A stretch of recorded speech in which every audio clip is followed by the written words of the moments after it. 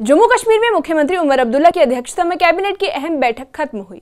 CM आवास पर हुई इस बैठक में तमाम कैबिनेट मंत्री मौजूद रहे और कई अहम मुद्दों पर मंथन किया गया। सूत्रों के अनुसार इस बैठक का मुख्य एजेंडा आरक्षण था, जो राज्य की सियासत में लंबे समय से गरमाया हुआ है। बैठक में ओपन मेरिट का कोटा बढ़ाकर 40% तक करने का विचार किया गया, जिसके लिए अलग अलग आरक्षण श्रेणियों में कटौती की संभावना है। वहीं एनसी सांसद आगा रोहला ने पिछले सालों से इस मुद्दे को जोर शोर से उठाया है।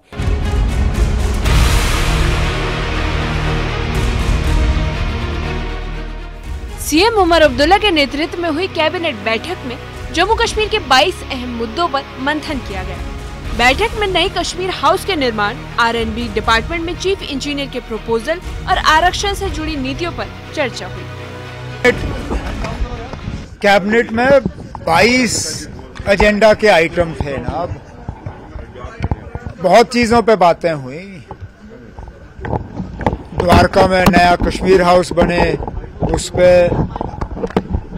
R&B डिपार्टमेंट में चीफ इंजीनियर्स की प्रपोजल, उस पे बात हुई। कोऑपरेटिव सोसाइटीज को किस तरह हम नए सिरे से उनको जिंदा कर सकते हैं, उसके लिए दो तीन एजेंडा आइटम थे। बहुत सी बातें थी। एक आइटम जो है वो रिजर्वेशन को लेके भी था। सूत्रों के अनुसार उमर सरकार ओपन मेरिट का कोटा बढ़ाकर 40% करने पर विचार करेगी। इसके लिए अलग अलग श्रेणियों में आरक्षण में कटौती की संभावना है। एनसी सांसद आगा रोहला ने पिछले साल से इस मुद्दे को उठाया था, जिससे सरकार और उनके बीच खाई बन गई। और अब कैबिनेट के इस मूड से संकेत मिलते हैं कि आरक्षण नीति में बदलाव जल्द हो सकता है। मेरे दोस्त जो हैं, जिन दोस्तों का आप जिक्र कर रहे हो, वो शायद ही किसी चीज से सेटिस्फाई हो सकते हैं। ये उनके सेटिस्फैक्शन के लिए हमने नहीं किया।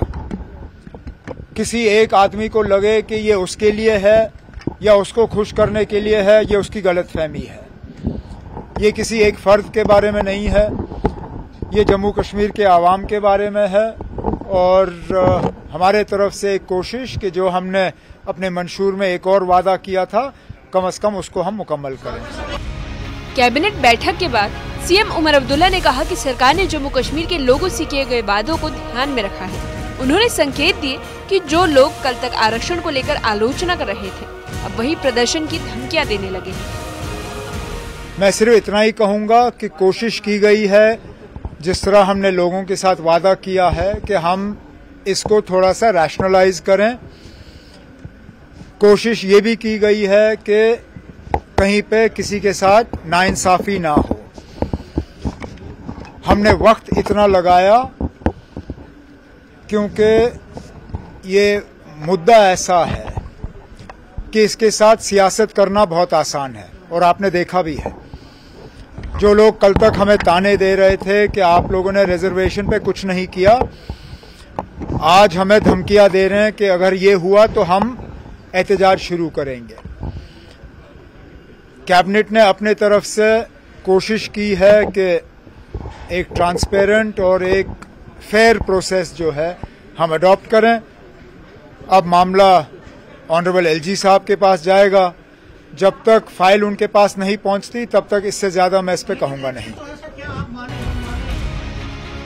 मीटिंग के दौरान कैबिनेट ने कई अहम प्रस्तावों पर विचार किया है। नई नीतियों के तहत आरक्षण के अलावा सरकारी विभागों और परियोजनाओं की समीक्षा की गई। सीएम उमर अब्दुल्ला ने बैठक के बाद बताया कि सभी फैसले जनता के हित में लिए जाएंगे। आप जो मानना चाहें आप मानिए ना। हमने इसमें इससे ज्यादा डिटेल्ड एक्सरसाइज हम नहीं कर सकते थे। हर इशू को देखा गया, एक बार से ज्यादा इस पे बहस हुई। ये शायद तीसरी या चौथी मर्तबा है कि मामला कैबिनेट के सामने आया। 6 महीने कैबिनेट की सब कमेटी, हमारे सीनियर कुलीग सकीना यत्तू साहिबा ने उसकी अध्यक्षता की। हमने अपने तरफ से जितना हम कर सकते थे इस मामले को सुलझाने के लिए हमने किया, बाकी आगे देखी जाएगी।